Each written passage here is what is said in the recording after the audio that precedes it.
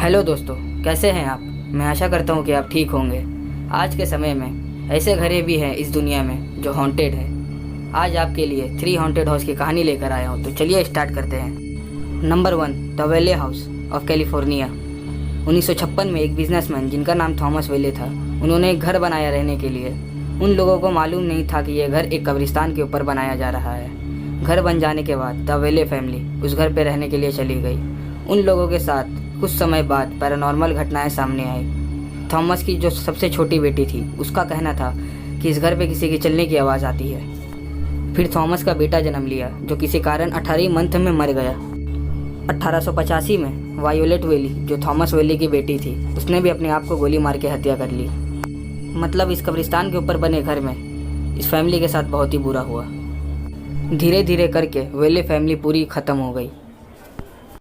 अलग अलग फैमिली इस घर पे आती, सबके साथ बहुत ही बुरा होता। लेकिन आखिर में ये घर एक म्यूज़ियम में तब्दील कर दिया गया। कई लोगों का ये भी कहना है कि आज भी थॉमस वेली की आत्मा दिखाई देती है। रेगिस फेल्विट, जो पेशे से एक एक्टर है, वो भी इस घर को विज़िट किए एडवेंचर के लिए, क्योंकि उन्हें आत्माओं पर विश्वास नहीं था।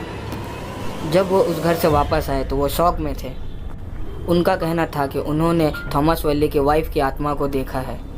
उन्होंने कहा आज के बाद उस घर को देखेंगे भी नहीं। एक कॉमेडियन जिसका नाम टॉम ग्रीन था, वो भी एक बार रात गुजारने गए थे ये देखने के लिए कि क्या होता है इस घर में। ये घर उस समय का सबसे एडवेंचर प्लेस था। ये फेमस लोग वहाँ जाते थे। टॉम ग्रीन ने कहा इस घर में किसी बच्चे की रोने की आवाज़ आती है। एक बात और कि जब वेले फैमिली जिंदा थी, उनके पास एक डॉग था जिसका नाम डॉली था।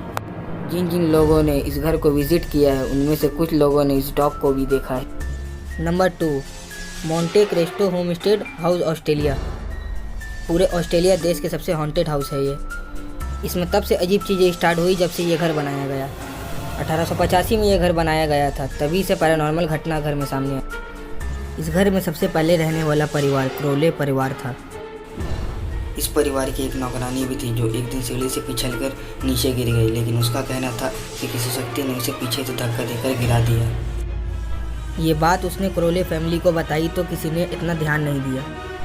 ठीक होने के बाद फिर से वो सीढ़ी से गिर गई, लेकिन इस बार उसने दावा से कहा कि किसी शक्ति ने उसे गिराया है। फिर से वो ठीक होकर आई, एक बार फिर से एक सीढ़ी से गिर गई। इस बार बहुत ज़्यादा चोट लगने की वजह से वो मर गई। इस घटना के बाद एक और नौकरानी आई, इसकी भी बालकनी से गिरने की वजह से मौत हो गई। इस नौकरानी का एक बेटा था जिसका नाम एरोल्ड था। इसके माँ के अलावा इस दुनिया में इसका और कोई भी नहीं था। घर वालों ने इंसानियत के नाते उसे पालने का सोचा।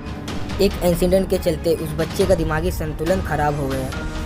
घर के पीछे एक छोटे से रूम में उसे हाथ पांव बांध कर रख दिया गया। घर वालों ने फैसला किया कि अगर वो कुछ दिन में ठीक ना हुआ तो उसे मेंटल हॉस्पिटल भेज दिया जाएगा।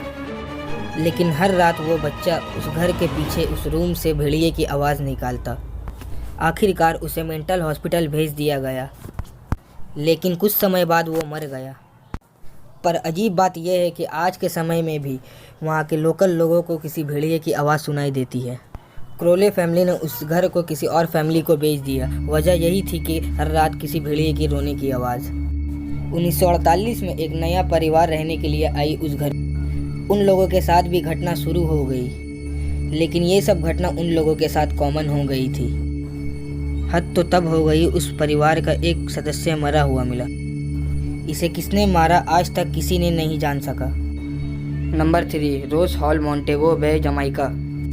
ये घर साल 1770 में बना था। जॉन पाल्मर और उसकी वाइफ एनी पाल्मर इस घर में रहती थी। ये जो एनी पाल्मर थी, यही इस कहानी की खतरनाक लेडी है। जॉन ने एनी से तो शादी तो किया था, लेकिन उसका इतिहास जाने बिना। एनी का जन्म एक हट्टी नाम की जगह में हुआ था। एनी जब 10 साल की थी तो उसके माता पिता का टाइफाइड नाम की बीमारी से मौत हो गया था। फिर उस लड़की को एक दाई ने पाला। उस दाई ने उसे काला जादू और टोटके भी सिखाया।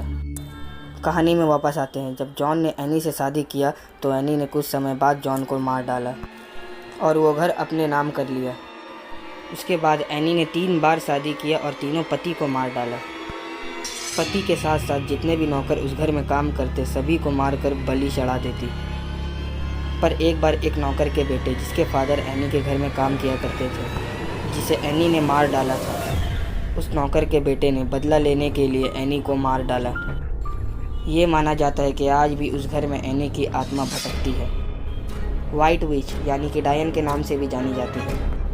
और ये भी कहा जाता है कि एनी ने जितने भी पतियों और नौकरों को मारा है, आज भी उन सब की आत्मा उस घर में भटकती है।